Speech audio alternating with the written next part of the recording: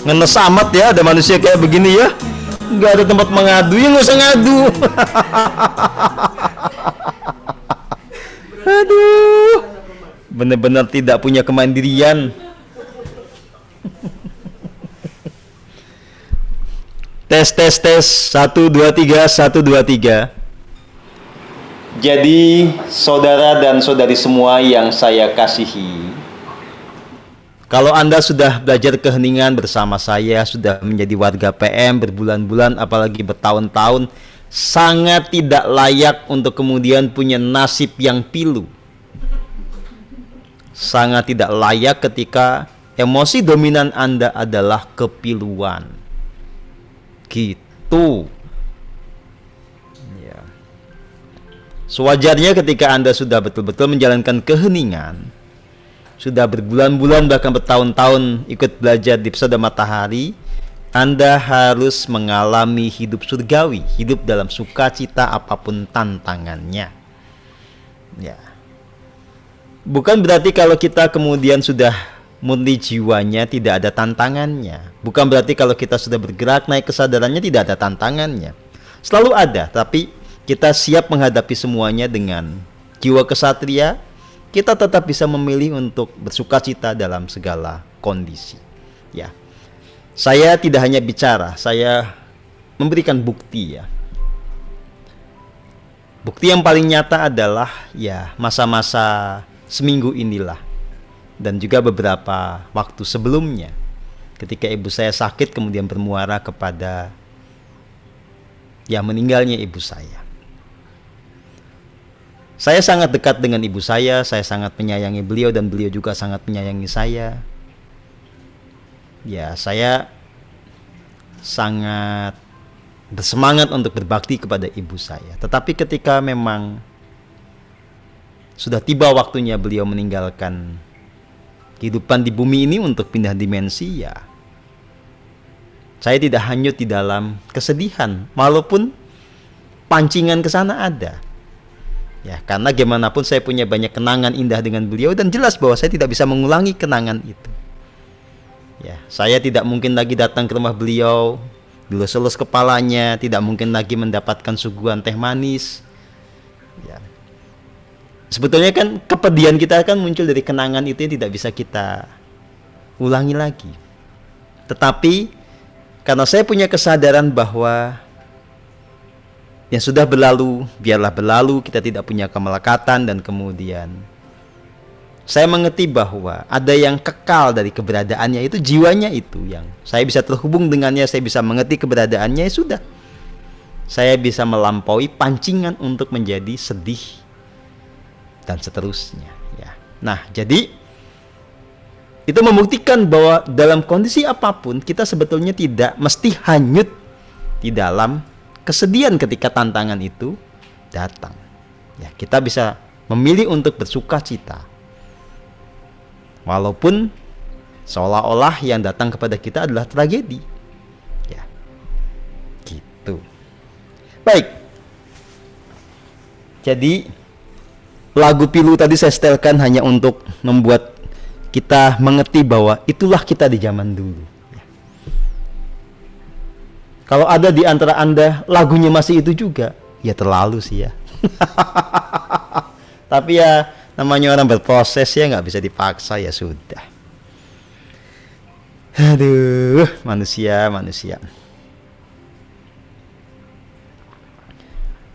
Baik, sebelum saya menjawab pertanyaan Anda, saya mau memberikan satu ulasan yang lebih detail, lebih gamblang ya. Begini, pembahasan kali ini sebetulnya orientasinya adalah untuk membuat Anda sadar penuh, Anda mengerti penuh nasib Anda itu siapa yang menentukan. Ya.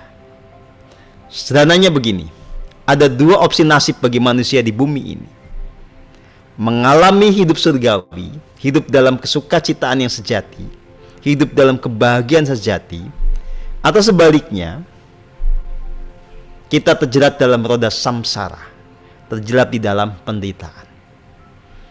Pertanyaan filosofis dan teologisnya adalah yang menentukan itu siapa? Anda atau Tuhan?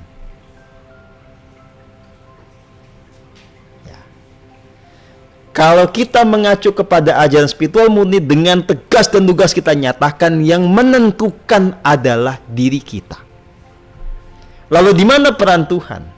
Peran Tuhan itu satu, dia mengejawantahkan dirinya sebagai hukum semesta, sebagai the law of universe, sebagai koridor dari segala tindakan kita. Hukumnya itu yang mengikat apapun yang kemudian kita lakukan, yang kita pikirkan, yang kita katakan. Hukumnya itu yang nanti kemudian menjadi sebuah dasar ketetapan kita akan mengalami hidup surgawi atau terjerat dalam roda samsara. Peran Tuhan juga ada dalam apa yang disebut sebagai tuntunan yang muncul dari relung hati.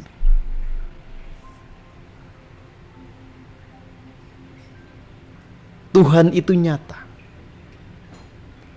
Keberadaannya sebagai penuntun agung bagi setiap diri itu nyata. Keberadaannya sebagai pemberi jalan keselamatan itu nyata. Jadi sebetulnya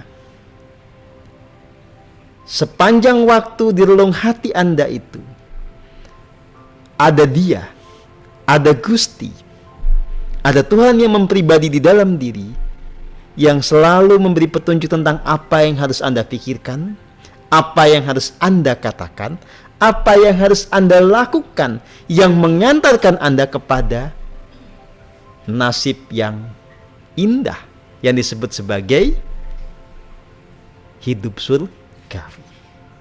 Sekaligus membuat Anda bisa menghindarkan diri, bahkan terbebas merdeka dari yang namanya roda samsara. Ya, itu peran Tuhan ada di sana. Peran Tuhan yang ketiga ada di mana? Dia memberikan daya, memberikan kuasa pada setiap diri untuk mengambil langkah, untuk memilih jalan dan merealisasikan pilihannya itu. Nah, lalu peran manusia di mana? Sehingga kemudian nasib dikatakan tergantung dari manusia. Manusia yang memilih apakah mau mendengarkan tuntunan Tuhan atau tidak. Manusia memilih untuk menjadi budak atau awas. Manusia memilih untuk peduli pada Dia atau tidak. Jadi ini kondisi-kondisi manusia ya. Mayoritas manusia tidak sadar bahwa di dalam dirinya ada Tuhan yang menuntun.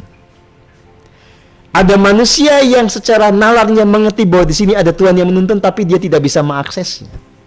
Dia tidak tahu caranya. Ada lagi manusia yang sudah mengerti bahwa di sini ada tuntunan, tahu cara mengaksesnya, tapi ndablek. Nah, saya menjadi teladan dari orang yang tahu tuntunan itu dan setia penuh kepada tuntunan itu. Contoh yang dablek siapa? Hayo. Gafirin dablek apa enggak ya? Ayo, Mbak Vicky dablek apa enggak? Aduh. Jadi Anda itu sebetulnya bukan tidak mengerti tuntunan Tuhan, cuma tidak mantap untuk setia mengikutinya. Nah, banyak orang nggak bisa mendengarkan tuntunan itu karena dia sudah menegasikan lebih dulu. Ya. Ada juga sebetulnya tuntunan sudah muncul dalam bentuk-bentuk yang dipahami oleh banyak manusia, tapi tetap diabaikan juga. Oke. Jadi, kalau Anda memilih untuk setia kepada tuntunan Tuhan, Anda pasti akan bisa meraih hidup surgawi. Sebaliknya, kalau Anda mengabaikan keberadaan Tuhan dengan segenap tuntunannya, lalu memilih langkah mengikuti ego Anda sebetulnya sudah membawa Anda pada nasib yang jelas. Anda terjebak dalam roda samsara. Itulah ketetapan Tuhan yang terejawantahkan dalam hukum semesta, itulah keadilan dan kasih-Nya. Jadi sekarang tinggal Anda memilih mau yang mana. Lalu rancangan agung bagi setiap manusia itu bagaimana? Tidak ada di antara Anda itu yang dirancang untuk nasibnya lebih buruk dari kehidupan lampau. Nggak ada. Jadi gini loh gambarannya ya. Kalau Anda di kehidupan lampau ini mencapai dimensi 6. Ya. Jadi Anda punya tingkat kesadaran yang mengantarkan Anda langsung ke dimensi 6. Anda nggak bisa naik ke alam cahaya, tapi Anda harus mengalami reinkarnasi untuk proses evolusi berikutnya. Maka sesuai dengan hukum evolusi itu sendiri, maka ketika Anda lahir ke bumi ini, Anda itu dirancang untuk punya nasib yang lebih baik. Rancangan agung Anda itu tidak stuck di dimensi 6, apalagi turun ke bawah. Rancangan agung Anda itu bisa naik ke dimensi yang lebih tinggi, naik ke alam cahaya. Itu rancangan agung Anda. Tetapi soal itu tercapai tidak, siapa yang menentukan? Ya Anda. Anda mau menekuni jalan keheningan atau tidak? Mau konsisten untuk memutihkan jiwa raga atau tidak? Gitu. Sama saja kalau nanti ada orang yang dari dimensi bawah lahir kembali, atau arwah gentayangan terangkat, tertolong masuk ke dimensi 6 kemudian lahir kembali. Itu rancangan agungnya. Ya lebih baik kalau arwah gentayangan ya besok-besok langsung naik ke alam cahaya, nggak jadi arwah gentayangan lagi itu. Tapi faktanya adalah nanti setiap orang karena kemudian memilih mengikuti egonya, sangat sedikit yang bisa naik. Gitu loh. Ya. Nah, ini diluaskan lebih jauh. Tidak ada yang kemudian punya rancangan agung rumah tangganya berantakan. Tidak ada yang punya rancangan agung terjerat dalam hutang yang tak terbayarkan. Gak ada yang punya rancangan agung, punya nasib yang memilukan apapun itu bentuknya. Rancangan agung Anda adalah mengalami kebahagiaan, mengalami hidup surgawi. Soal kemudian banyak orang malah kebalikan nasibnya, itu bukan manusia sendiri. Akumulasi karma buruk itu yang kemudian mengantarkan Anda kepada nasib yang jelek. Akumulasi karma buruk dibuat oleh siapa? Dibuat oleh dirinya sendiri, oleh pikirannya, perkataannya, dan perbuatannya sendiri. Begitu bolak-baliknya. Ya. Nah, saya sudah mencontohkan bagaimana hidup mencapai rancangan agung. Saya sudah mencontohkan bagaimana hidup menemukan yang namanya kesurgawian saat ini di sini. Itu yang mestinya Anda teladani, itu yang mestinya Anda ikuti caranya. Nah, soal Anda sampai tidak tergantung dari Anda. Saya sudah memberikan semua bimbingan itu dengan sangat totalitas. Katakanlah itu setengah input ya, untuk mencapai keberhasilan. Setengahnya tanggung jawab Anda. Gitu. Ya. Dan siapapun yang telah memenuhi semua faktor input yang dibutuhkan, itu secara hukum kosmik tidak mungkin kemudian meleset hasilnya. Anda sudah rendah hati, sudah jujur pada diri sendiri, sudah tekun. Nggak mungkin kemudian Tuhan iseng diplesetin Anda jadi mengalami samsara, nggak mungkin. Sama dengan itu loh, masak air itu loh. Kalau memang gasnya penuh, pancinya kagak bocor, itu pasti mateng. Itu udah hukum alam, presisi. Kalau itu nggak presisi, repot kita. Kita nggak ada kepastian untuk menentukan apa yang kita lakukan. Nah, justru karena presisi inilah, maka Anda punya acuan untuk bertindak, bersikap yang benar. Gitu loh. Ya. Jadi silahkan Anda bangkit. Ya, nasib Anda ditentukan oleh Anda sendiri, meskipun saya sudah berkontribusi memberikan jalan, memberikan limpahan energi. Itu sudah memudahkan jalan Anda, paling tidak setengahnya udah saya bentangkan untuk Anda. Ya. Baik. Kita akan jawab pertanyaan-pertanyaan dari para hadirin, para netizen. Bagaimana cara kita mengajarkan konsepsi Tuhan yang tepat kepada anak usia dini, Pak Guru? Sebelum Anda mengajarkan kepada orang lain termasuk kepada usia yang dini, Anda harus paham dahulu. Anda harus menghayati dulu keberadaan Tuhan lewat keheningan.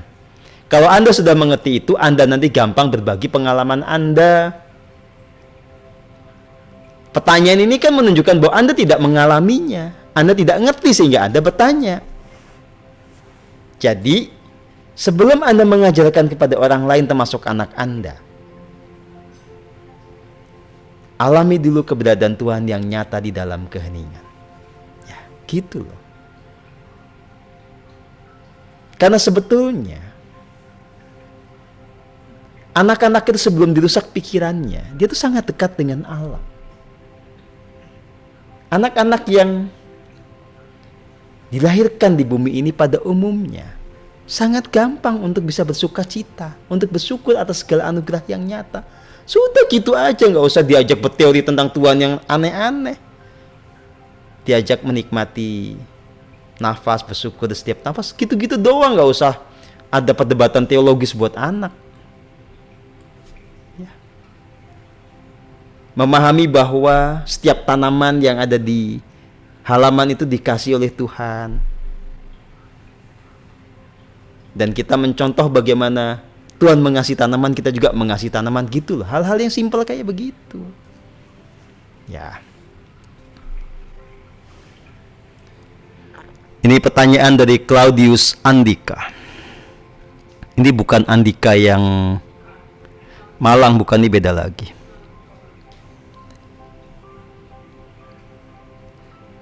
Kenapa Tuhan harus mengejawantahkan dirinya menjadi manusia seperti kita ini? Yang mengharuskan siapa? Yang bilang harus siapa? Nggak ada.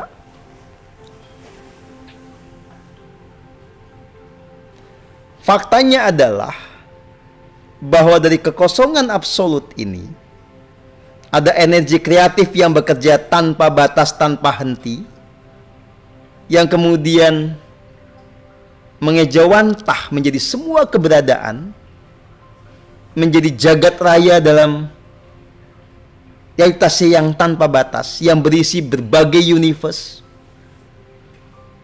berbagai dimensi, dan masing-masing itu kemudian ada penghuninya, ada keberadaan yang bertempat di sana. Berbagai spesies, berbagai keberadaan. Kenapa Anda nggak tanya sekalian, kenapa Tuhan harus mengejawakan dirinya menjadi kecoa? Emangnya kecoa bukan pengejawantah Tuhan? Tanya aja lagi sekalian, kenapa Tuhan itu kok harus mengejawantahkan dirinya menjadi nyamuk? Pertanyaan yang salah. Sudah jelas bahwa energi kreatif ini itu yang kemudian menjadi dasar mengadanya segala yang ada. Gak penting Anda tanya itu motifnya apa, karena dia tanpa motif. Yang sekarang penting Anda pertanyakan adalah, Anda itu memahami Tuhan yang seperti apa? Menemukan Tuhan yang nyata dalam keseharian itu bagaimana? Menemukan kebahagiaan yang sejati itu seperti apa? Itu yang penting. Jadi banyak orang itu kemudian malah konslet otaknya karena salah bertanya, salah memikirkan, salah prioritas. Anda mau sampai tua juga kalau dengan cara seperti itu, belajar spiritual nggak ada gunanya. Sudah saya pastikan itu. Ya, silakan Anda pilih. Anda mau ikut webinar, kalau cara Anda bertanya seperti itu, Anda akan tetap tidak menemukan kebenaran dan lama-lama konslet otak Anda.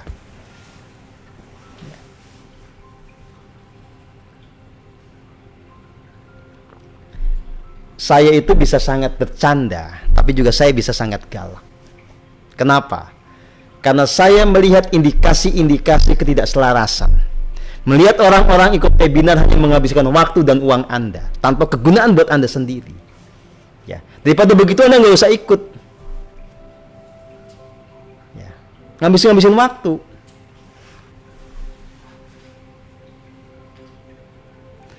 Kalau Anda mau belajar pada saya, prioritaskan apa yang memang penting buat Anda, yang Anda bisa pelajari dari saya. Hening. Temukan realitas itu di dalam keheningan. Singkap kebenaran di dalam keheningan. Itu ajaran saya. Kalau Anda bertanya-tanya yang nggak penting gitu ya, apa?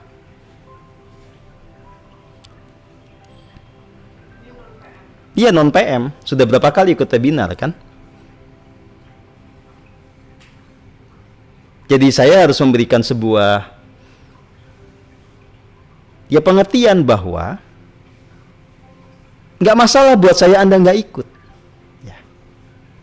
Tetapi kalau Anda ikut, Anda harus pastikan bahwa waktu yang Anda investasikan di sini, tenaga Anda, itu harus berguna buat Anda sendiri. Makanya Anda harus tahu cara belajar yang benar bagaimana, tahu prioritas apa yang kemudian dikedepankan gitu loh. Termasuk pertanyaan kayak begini, bagaimana cara mengatasi kemalasan? Aduh, yang malas-malas Anda. Loh ya, kalau sesuatu itu dianggap penting, gak mungkin kita malas untuk melakukannya. Orang malas itu kan orang yang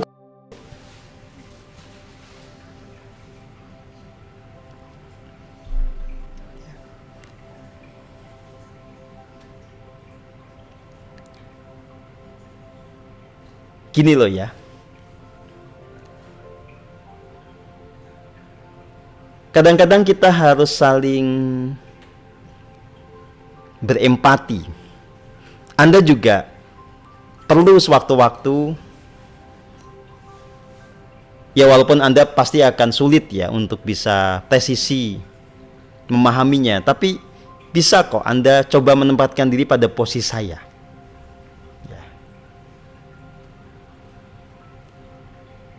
Posisi sebagai seseorang yang telah mengalami satu pencerahan spiritual di berbagai layer, di berbagai lapisan. Posisi sebagai orang yang telah membabarkan ilmu pengetahuan tentang spiritualitas dengan sangat detail, ya, baik secara verbal maupun tertulis. Buku-buku saya sangat banyak gitu ya. Dalam posisi kayak begitu kemudian ada orang bertanya kayak begini, itu kan kayak pelecehan sebetulnya. Berarti sebetulnya Anda itu mau belajar apa tidak? Ya apresiasi sedikit dengan kalau tanya itu Anda pahami ajaran saya, kemudian Anda mengulas itu. Ini memahami aja nggak mau, nanya-nanya nggak jelas, itu gimana sih? Terus Anda tuh menempatkan saya kayak apa? Ya. Ini loh, sikap-sikap begini nanti akan membuat Anda pada akhirnya terjebak dalam roda samsara sendiri. Anda sudah dihadapkan kepada orang yang sebetulnya itu bisa membimbing Anda untuk menemukan hidup surgawi, tapi sikap Anda itu tidak apresiatif. Gak ada tekad kuat untuk menemukan kebenaran gitu loh. Kalau saya jadi Anda ya, ketemu materi kayak begini, saya akan pahami betul itu. Saya hanya akan bertanya hal-hal yang memang kemudian setelah saya memahami semuanya, terselip ketidakpahaman. Kalau kayak Anda ini nanya itu kayak nggak ngerti apa-apa, terus gunanya saya ngomong apa? Gunanya saya nulis apa? Mau 100 kali webinar juga kalau sikapnya kayak gini nggak akan maju. Bagaimana menurut teman-teman coba?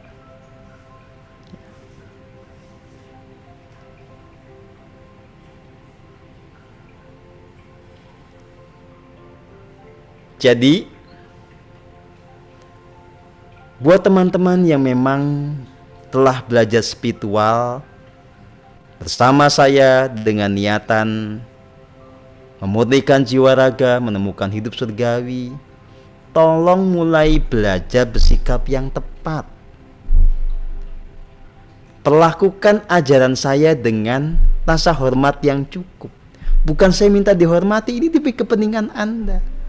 Wedaran saya pelajari dengan seksama. Tulisan saya baca dengan sungguh-sungguh. Lakukan semua proses belajar itu di dalam keheningan sehingga Anda bisa ngerti apa yang saya maksudkan. Jangan sampai Anda tiap ketemu saya itu menunjukkan kebenaran Anda gitu loh.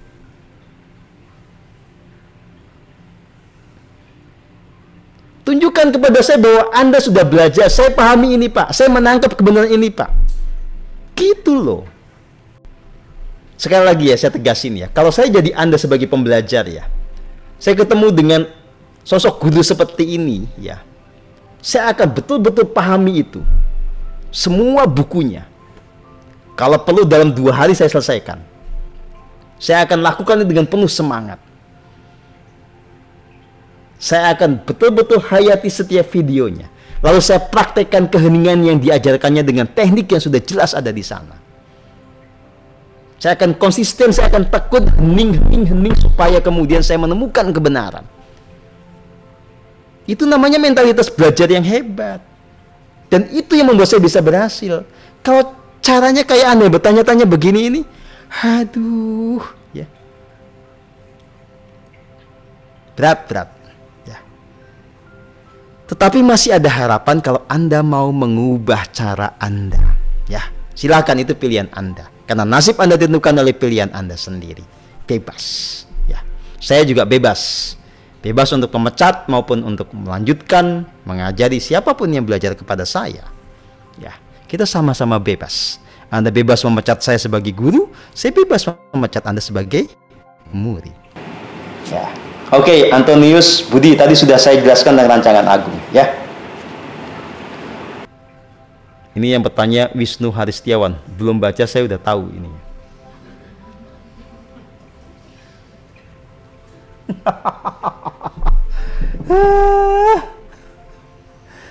Aduh. Berkali-kali bertanya, tapi selalu mengindikasikan bahwa Anda nggak paham apa yang Anda tanyakan. Itulah nasibnya Wisnu Hari Setiawan. Anda tuh mau nanya apa sih, Mas? Coba Anda baca lagi pertanyaan Anda. Sebenarnya Anda mau nanya apa? Kalau Anda ada di hadapan saya, Anda tak suruh macul. Macul. Betul-betul nikmati proses macul itu. Anda rawat tanaman, Anda tumpahkan kasih Anda pada tanaman itu lebih berguna buat Anda daripada Anda tukang ngelamun gak jelas, bertanya-tanya juga gak jelas. Aduh, tobat.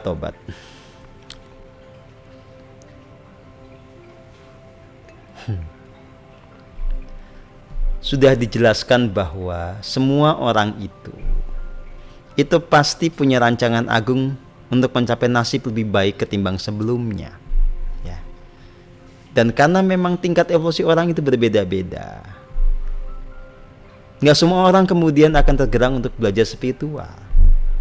Ada yang memang, ya, dia sebatas akan menekuni religi, ya, atau dia menekuni apapun yang dianggap lazim di dalam kehidupan keseharian. Tapi yang pasti, semua orang itu diarahkan untuk menjadi lebih baik dari kehidupan sebelumnya. Gitu, ya gitu doang.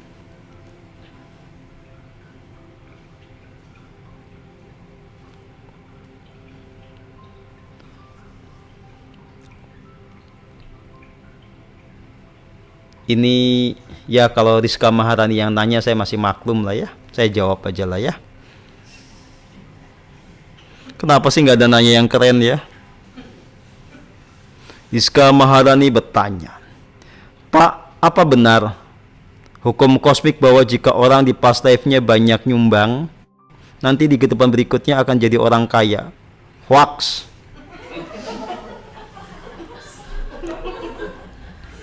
Udah, jawabannya itu aja lah. Ya kalau kamu percaya dengan hukum itu, cepet banyakin sumbangan sama PM supaya kamu kaya raya. Aduh, hoax.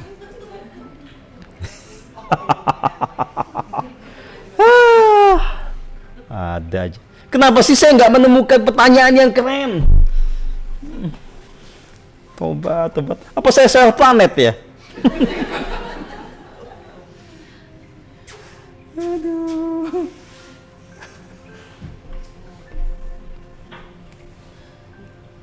Enggak lah, GPS saya nggak salah sih. Saya nggak salah planet. Aduh, tobat. Ini nanya tentang mimpi lagi.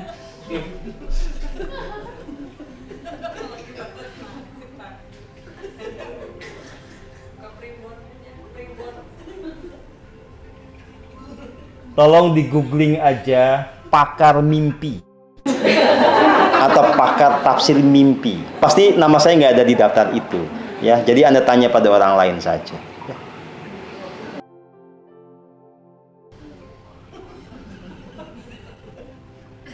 Nih, Anda bertanya, saya belum mengerti arti dan jujur kepada diri sendiri. Ya, ini contohnya adalah bahwa Anda sebetulnya itu ngawur.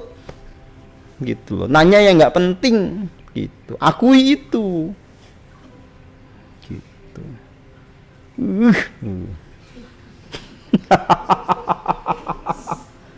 Nik, kamu gantian dan di sini, Nik.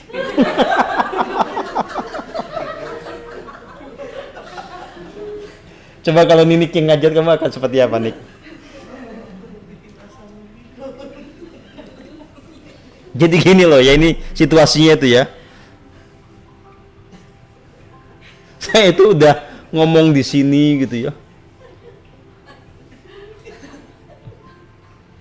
Anda tuh nanya di sini, nggak naik-naik, ruwet sini.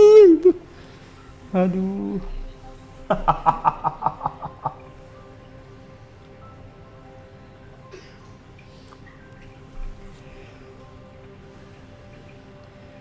Pak Hamdani Ghazali, tuntunan Tuhan itu hanya didapatkan dan bisa akurat oleh orang yang hening. Yang hening dan bebas dari bias yang muncul dari ketidakmurnian dirinya. Ya. Jadi jangan Anda anggap kalau dapat bisikan dari dalam diri itu pasti bisikan Tuhan. Belum tentu kalau Anda kejeniannya cuma 1%, demit Pak. Nggak mesti juga dalam bentuk bisikan. Tuntunan Tuhan itu yang pasti adalah sesuatu yang memang membuat kita mengerti apa yang harus kita lakukan. Tapi itu dasarnya tetap harus hening. Kualitas hening Anda itu nggak bisa cuma 1%, 2% lalu merasa, oh, saya sudah dapat tuntunan Tuhan. Ngayal sudahlah. Nggak bisa juga kemudian kalau itu terjadi ketika Anda kejenian dirinya itu sangat rendah. Itu bukan tuntunan Tuhan, itu bisikan demit. Sudah gitu. Ya. Jadi mau bolak-balik kayak apa? Hal mendasarnya Anda pahami dulu, jangan loncat nanti kemudian sampai pada hal-hal yang terkesan sangat filosofis, sangat tinggi gitu ya. Padahal dasarnya Anda nggak paham. Jadi sebelum Anda bicara tentang tuntunan itu, prioritas Anda dan semuanya adalah tentang bagaimana memastikan Anda bisa hening yang benar dengan kualitas yang baik, yang memungkinkan Anda untuk bisa mengakses tuntunan itu dari relung hati Anda tanpa bias apapun. Itu yang paling penting. Jadi nggak usah ngomong macam-macam kalau sekali lagi kualitas hening Anda 1%, 2%, kejenian Anda rendah terus. Nggak bisa. Ya, gitu. Baik, saya berharap ada pertanyaan yang cukup keren ya. Ibnu Satria.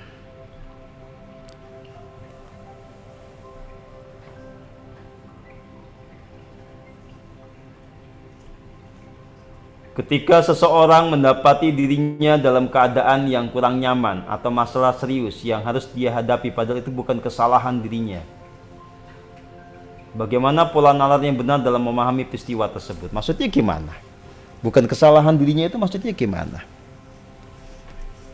Saya punya pengalaman tadi pagi ya. Saya naik Grab karena ada di luar kota, diantar ke stasiun. Pas di depan stasiun itu, supir Grab saya itu mau berhenti menurunkan saya di stasiun. Kok iya, pas ada mobil yang lagi berhenti, si supir ini nggak lihat, gasuk lah gitu. Ya, itu kejadian salah siapa? Supirnya dong. Saya nggak salah, tapi saya terlibat dalam peristiwa itu. Dan si orang yang mobilnya lagi diam itu juga nggak salah. Gitu. Tetapi jelas saya tidak punya karma buruk. Tapi kan dua orang yang punya mobil berbeda ini atau supir ini kan pasti punya karma buruk masing-masing. Jadi walaupun itu dia nggak salah, dengan babak bundasnya bagian kanan si mobilnya itu kan berarti ada karma yang harus dia tunaikan. Dan si orang ini juga sama. Lalu bagaimana sikap kita? Ya nggak usah kebanyakan mikir. Nggak usah kebanyakan kemudian filsafat dalam kondisi kayak begitu. Buat tindakan yang tepat, yang itu menyelesaikan masalah. Karena pas saya bawa uang cash, saya langsung keluarkan duit. Mas, ini dari saya buat Anda, jangan diperpanjang, udah langsung tanggung jawab. Gitu. Ya udah saya tinggal. Nah, saya nongkrong di angkringan. Saya lihat mereka akhirnya salaman berdua, selesai kan? Gitu. Gitu loh. Gitu. Jadi kalau Anda belum ada dalam tingkat kemurnian diri yang seutuhnya, jangan bilang Anda nggak ada salahnya walaupun tidak langsung. Gitu. Ya. Nah, kalau ada orang yang manipulatif dan Anda menjadi korbannya, Ya kan orang itu kemudian memilih Anda menjadi korban, kenapa? Ya karena Anda layak menjadi korban, karena Anda culun, bisa. Meskipun Anda tidak pernah berbuat salah sebelumnya ya, yang sepadan, tapi kan ada faktor membuat Anda layak menjadi korban. Jadi tidak ada peristiwa yang terjadi tanpa prinsip keadilan. Gitu. Jadi apapun yang Anda alami itu layak Anda alami. Dan yang penting adalah bagaimana sikap menyelesaikan masalah yang kemudian muncul. Dah itu aja, nggak usah kebanyakan mikir lah. Jadi case-nya Ibnu Satya ini, kamu ini kebanyakan mikir nggak jelas gitu loh ya. Siapa yang salah nggak penting, yang penting solusi. Udah gitu aja. Boleh nggak sih saya berdoa, Tuhan tolong beri saya murid yang bertanyanya pintar gitu ya. Boleh. Glenn. Itu keinginan egoistik ya, enggak. Saya enggak minta doa begitu kok.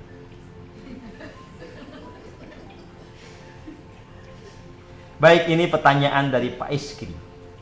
Dalam konteks nasib dan takdir seperti yang tadi sudah dijelaskan, di mana posisi pasrah terhadap Gusti? Gini. 1. Orang pasrah itu tidak mengedepankan keinginan egoistik. Jadi jangan punya banyak mau egoistik. Sudah biarkan yang terjadi adalah apa yang sesuai dengan keadilan Tuhan, bukan sesuai dengan maunya Anda. Itu 1 pasrah. Kedua, pasrah atau berserah diri itu artinya Anda mengikuti tuntunan Tuhan dalam melangkah, dalam bergerak maju. Ketiga, Anda menerima hasil dari semua proses pekerjaan Anda, proses laku Anda itu dengan sukacita, tanpa protes apapun. Itu namanya pasrah ya. 3 sudah saya jelasin itu. Oke, lanjut. Nyoman Agus Arimbawa. Ya ampun, ini murid PM bukan ya?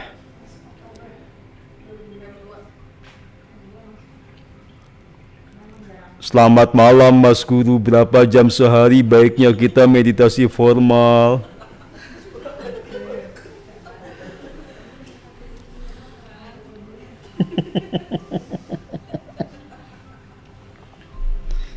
Saya anggap aja dia anak baru.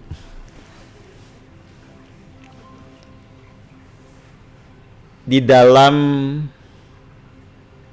ajaran spiritual murni yang disampaikan di episode Matahari itu kan memang porosnya adalah keheningan atau laku meditasi ya. Dan meditasi ini ada yang formal, ada yang informal. Kalau formal itu berarti kita bermeditasi tanpa melakukan tindakan-tindakan yang lain. Kita betul-betul memfokuskan semua keberadaan kita hanya untuk bermeditasi tanpa mengerjakan yang lain. Jadi waktunya khusus di situ. Kalau yang informal itu ya kita hening sambil kita kerja, sambil kayak saya ini webinar, ya, sambil nyapu, sambil cuci piring, apapun itu. Berapa jam sehari mestinya meditasi formal? Saisone, sebisanya. Ya. Lawang nanti kalau Anda tanya saya jawab 5 jam sehari kan Anda pusing juga kan? Yang pasti kita itu sudah memberikan banyak panduan. Di YouTube itu banyak, di web juga ada.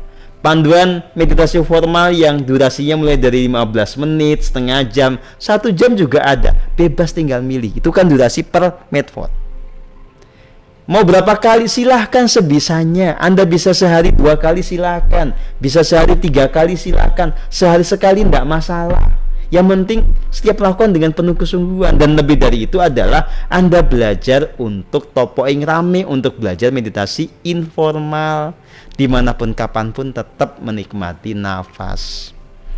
Ya begitu Pak Nyoman Agus Arimbawa, yang saya anggap sebagai murid baru. Ya murid baru karena pertanyaan kayak begini kok ditanyakannya sekarang. Ini udah bolak-balik dibahas.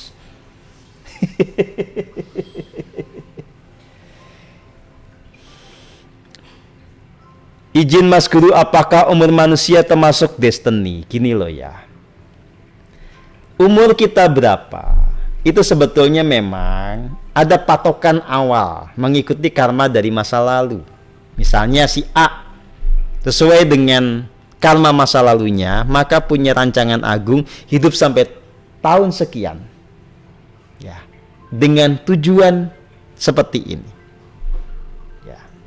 Nah, tetapi pada prakteknya nanti usianya itu seberapa, meninggalnya kapan, dengan cara apa, tergantung dari pilihan lakunya.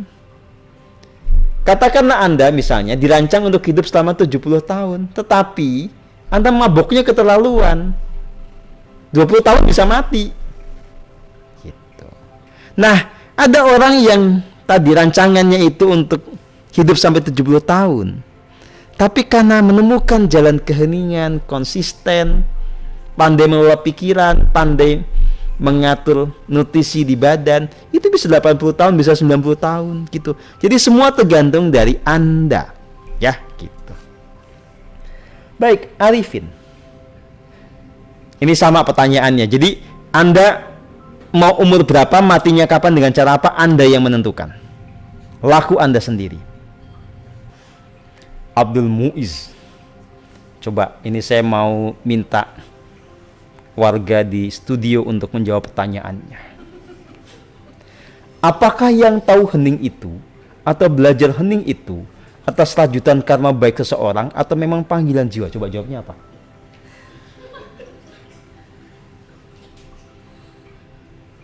Sedangkan di luar sana banyak yang belum tahu hening. Gini. Ya, saya jawab serius lah ya. Saya lagi baik soalnya nih. Tidak ada satupun jiwa yang itu tidak merindukan kebahagiaan sejati. Sekarang kita bicara di bumi ini. Ada sekitar 7,8 miliar manusia. Kalau kita mengacu kepada hasrat jiwanya, semuanya itu pasti merindukan kebahagiaan sejati. Semuanya itu menginginkan pasti bergerak naik dalam proses evolusi kesadaran. Tetapi jangan lupa bahwa jiwa ini kan dibungkus oleh yang namanya kesadaran ragawi. Di sana ada ego bersama atau menjadi bagian dari ego itu ada konsepsi-konsepsi, ya. Ada idealisme, ada macam-macam, termasuk banyak ilusi yang mencengkram pikiran manusia. Sehingga dari 7,8 itu kemudian menjadi berbeda prioritas, tidak lagi mengikuti apa yang menjadi mau jiwanya. Banyak orang kemudian berpikir saya mending urip, survival. Sebagian orang yang penting itu sukses, yang penting itu kaya raya, ya. Dan itulah yang terjadi pada banyak manusia, sehingga dengan konsepsi egoistik kayak begitu mereka tidak tertarik kepada keheningan. Nah, lalu kenapa ada orang belajar spiritual? Sebentar, jangan langsung mengklaim bahwa ini adalah panggilan jiwa. Karena Anda sudah kepepet, belajar macam-macam susah, nasib gak berubah-berubah. Siapa tahu lewat belajar spiritual nasibku berubah dengan cepat. Anda itu sebetulnya belum tentu panggilan jiwa. Anda cari dukun cesplek, ya apa enggak? Apa indikasinya? Indikasinya adalah ketika kemudian Anda tidak sungguh-sungguh mendalami proses pemurnian jiwa. Anda cuma siapa tahu dengan banyak hening ini nasibku cepat berubah, gitu. Itu indikasi yang dukun tuh begitu. Nah, tapi kalau orang kemudian betul-betul dia menemukan momentum berdialog dengan dirinya, menemukan panggilan jiwanya, pasti akan diarahkan untuk belajar spiritual dengan sungguh-sungguh. Karena jiwa itu pasti merindukan kesempurnaan, jiwa itu pasti merindukan kebahagiaan. Nah, panggilan jiwa inilah yang nanti menggerakkan dia untuk belajar spiritual yang benar. Meskipun tentu ada proses di mana orang bisa nyasar dulu sampai ketemu nanti dengan jalan yang benar. Gitu. Ya. Nah, tentu saja kemudahan ataupun semangat orang untuk belajar spiritual ini ditentukan juga oleh pengalaman di masa lalunya. Mereka yang di kehidupan lampaunya punya rajutan karma lebih baik karena pernah belajar keheningan, akan lebih mudah di kehidupan sekarang untuk mengenali jalan keheningan ini ketimbangnya tidak pernah sama sekali. Gitu. Berdasarkan itulah maka saya sebagai pendiri di PM, sebagai pengajar di PM itu tidak punya target yang muluk-muluk. Semua orang Indonesia harus belajar hening, enggak. Karena saya tahu sangat sedikit orang Indonesia yang sebetulnya punya panggilan jiwa, punya kesadaran untuk belajar yang seperti ini. Mayoritasnya itu senangnya dukun, senangnya itu pengen cepat-cepat masuk surga dengan hayalannya, gitu. Baik. Ini apa sih pertanyaannya Pak Hengki Agustian? Ya. Gini, ya. Ini memang situasi yang tidak gampang buat orang yang belum ahli di bidang ini. Bagaimana membedakan antara tuntunan Tuhan dengan dogma, dengan tuntunan ego atau hasrat egoistik. Maka tadi bolak-balik saya bilang, kuncinya di kualitas hening. Semakin Anda dalam heningnya, semakin clear semuanya.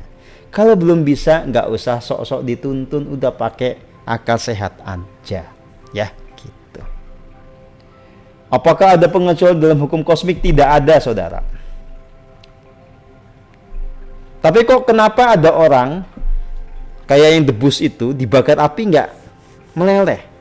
Itu bukan dia pengecualian hukum kosmik, tetapi variabel yang dia olah itu banyak. Gitu. Ya, jadi bukan dia melanggar hukum kosmik. Dia mengelola faktor-faktor yang menentukan nasibnya.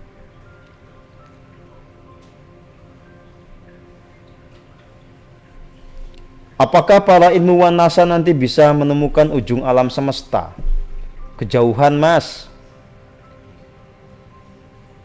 Karena buat mereka, multiverse saja masih hipotetik. Ya. Teori tentang bagaimana universe ini mengada juga itu masih perdebatan. Jadi kejauhan lah ya. Yang pasti tidak akan bisa karena ujung alam semesta itu tidak bisa dijangkau oleh siapapun.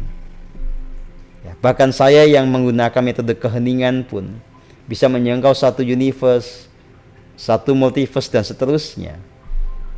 Itu nggak bisa memastikan nanti yang paling jauh saya jangkau itu adalah ujung dari semesta, karena di sana itu ada lagi. Itu namanya tanpa batas. Jadi nggak mungkin ada yang bisa menemukan. Ya, gitu. Kalau ujung kulon bisa ditemukan, ujung pandang bisa.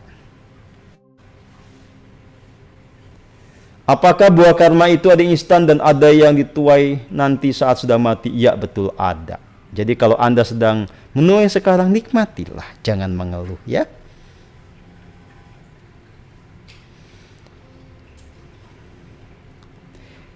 Tolong jelaskan kembali soal kadar atau jatah. Sebetulnya tadi sudah saya singgung begini. Rajutan karma di masa lalu, ya, itu akan menentukan jatah kita saat ini. Kadar kita saat ini. Misalnya begini, saya dulu pernah mencapai tataran kesadaran sangat tinggi, maka jatah saya untuk tercerahkan itu tinggi. Bakat saya, talenta saya di bidang spiritual menjadi tinggi, gitu. Ya. Nah, sebaliknya Anda yang dulu belum tercerahkan, maka kapasitas Anda juga menjadi terbatas. Tetapi jangan menjadikan ini alasan untuk tidak maju. Sekali lagi, Anda dikasih rancangan agung untuk bergerak naik. Itu proses evolusi ya, gitu.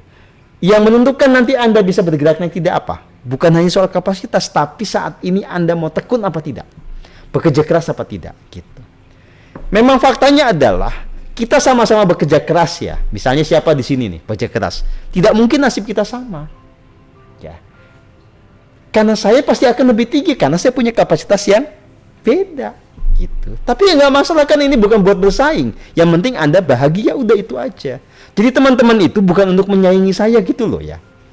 Jangan mimpi Anda akan mencapai LOC seperti saya, ngayal, nggak mungkin. Gitu. Kecuali nanti 1000 kehidupan lagi mungkin. Yang penting itu Anda dari 100 jadi 300, 500, udah itu cukup. Nggak usah ngayal punya LOC plus 1000 gitu, nggak. Bukan. Ya, gitu. Oke?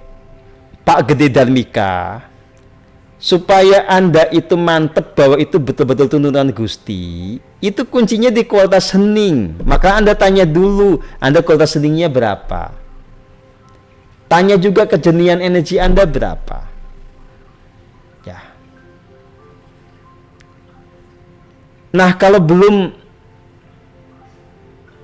ada di posisi yang jernih dan heningnya benar, ya nggak usah sok-sokan merasa tertuntun ya.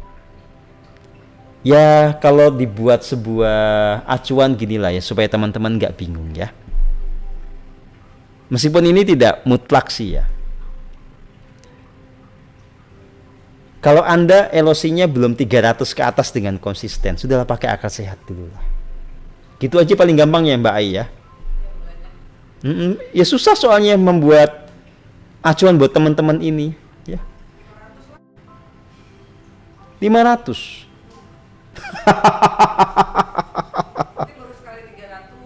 Ya kan ini stabil. LOC 300 stabil baru boleh 6 bulan atau setahun. Ya gitu Pak ya.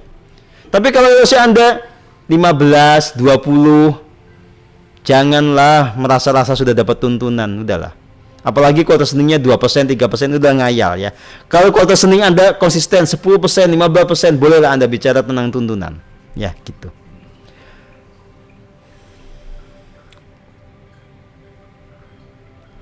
Bagaimana bersikap tegas dalam kasih murni, karena atas nama cinta keluarga, lalu makin kesambat dan oleh tuntutan tanggung jawab ekonomi. Pertanyaannya lucu juga ya. Begini saudara dan saudari, Anda belajar keheningan itu bukan untuk melarikan diri tanggung jawab. Ya. Tapi saat yang sama juga Anda jangan menjadikan alasan pertanggungjawaban kepada keluarga itu sebagai alasan untuk tidak hening. Ya, hidup yang wajar. Begitu kata kucing saya itu.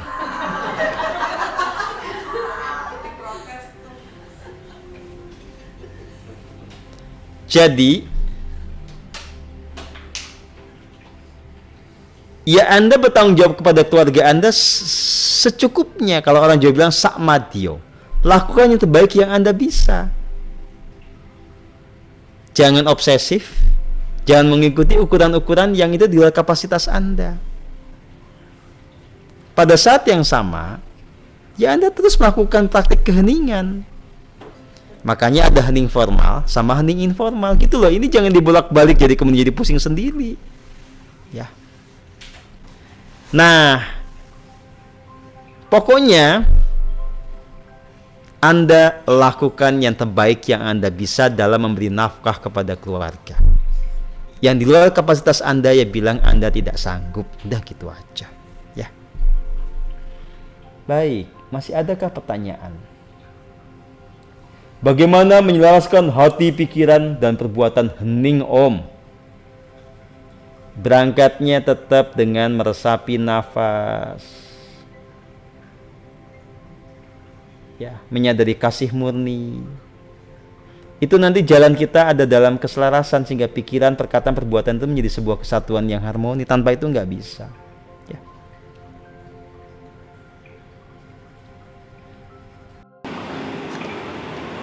Ini Pak Parmin tanyanya yang enggak aja loh, Anda juga belum mati kok. Mas Guru, orang yang sudah meninggal antara arwah yang berada di dimensi 4 bisa nggak berinteraksi dengan arwah dimensi 6? Anda itu belum jadi arwah, nggak usah nanya-nanya. Nanti aja kalau udah jadi arwah boleh tanya. Apakah kualitas hening bisa berubah setiap waktu? Bisa. Oke, saya jawab beberapa pertanyaan lagi kemudian kita tutup ya acara kita. Dari Ibu Nova Maria. Saat hening dengan memperhatikan aliran nafas, saat disadari sepertinya nafas jadi pendek-pendek saja. Padahal saya tidak mengatur-ngatur nafas. Sementara kalau tidak hening, saya perhatikan nafasnya agak panjang. Kan sudah dibilang, ya. Nafas natural itu yang diperhatikan dan dibiarkan sebagaimana adanya saja. Mau panjang mau pendek nggak penting. Cuma kalau ini fenomenanya ibu tuh nggak hening. Disuruh hening malah sepaneng. Kalau sepaneng itu pasti walaupun tidak atur nafasnya pasti jadi pendek-pendek nafasnya. Rata-rata kota hening ibu itu baru 0,5%. Artinya apa? Sepaneng. Ya sudah, itu masalahnya. Ya. Itu namanya sedang pura-pura hening, Bu. Belum hening beneran, ya. Dilatih lagi. Relax, relax, relax. Apakah jiwa yang terlahir di sebuah keluarga itu memiliki tingkat kesadaran, tingkat kemenistara? Ya tidaklah. Masing-masing beda, punya perjalanan jiwa sendiri. Baik, pertanyaan terakhir dari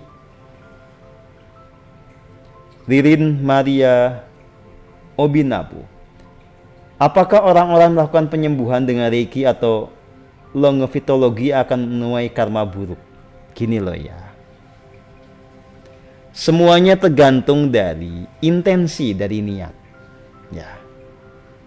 Ketika belajar itu niatnya apa? Prosesnya itu kemudian membawa pada kemurnian jiwa apa tidak? Ketika kemudian benar-benar punya energi kosmik itu yang disebut sebagai Reiki itu melayani orang dengan tulus apa tidak? Ya. Jadi intinya balikin aja ke awal bahwa nggak usah belajar macam-macam dulu sebelum Anda bisa menemukan kemurnian jiwa. Anda tidak akan masuk surga, katakanlah ya, tidak akan mengalami hidup surgawi dengan menyembuhkan banyak orang sementara jiwa Anda nggak murni. Kalau jiwa Anda nggak murni, Anda sebetulnya menebar ketidakmurnian ketika Anda melakukan penyembuhan, walaupun kayak sembuh. Ya, gitu. Baik, ini ada yang bertanya. Bobby Handoko, mohon tanya LOC saya berapa karena bukan anggota PM. Ya. LOC Bapak Bobby Handoko saat ini adalah 50. Artinya apa? Artinya Anda masih jauh dari kemurnian, dari kejernihan. Ya, begitu.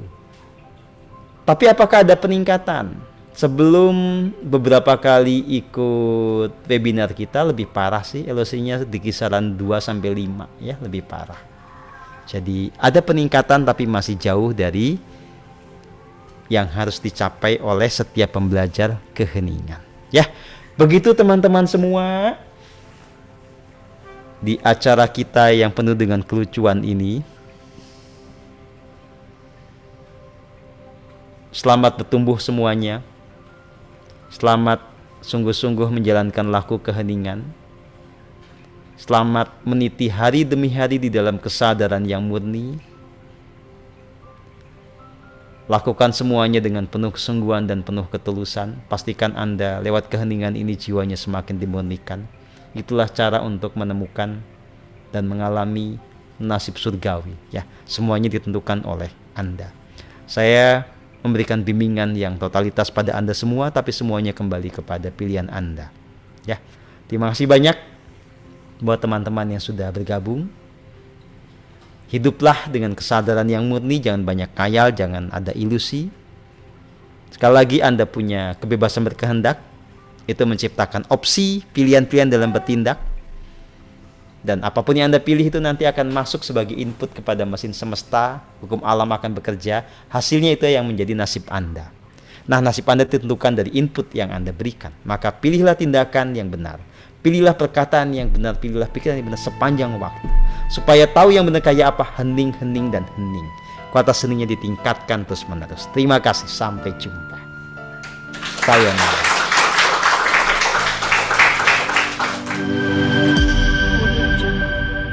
Persaudaraan Matahari, Fraternity of Pure Light.